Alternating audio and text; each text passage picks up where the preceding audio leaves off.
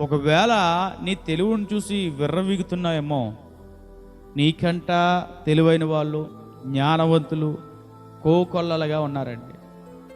మన జ్ఞానం ఏ పాటిదండి? మనం ఏ పాటి వారము? అంతలో కనబడి అంతలో మాయమైపోయిన ఆవిరి వంటి వారం అండి. మన జీవితము క్షణకాలమైన జీవితం అండి. ఒక నీటి మీద బుడగ ఎలాగైతే అలా కనిపించి అలా మాయమైపోతుందో, మన బ్రతుకు ఈ భూమి మీద కూడా అలాగే ఉందండి. ఇటువంటి బ్రతుకులో మనల్ని మనం హెచ్చించుకోవడం అవసరమా? మనం గొప్ప చేసుకోవడం అవసరమా? మనం గొప్పగా చూపించుకోవడం అవసరం అంటారా? దేవుని జ్ఞానం ముందు, దేవుని ఆలోచన ముందు, దేవుని యొక్క ఘనత, మహిమ, ప్రభావముల ముందు మన జీవితం ఎంత, మన స్థితి ఎంత?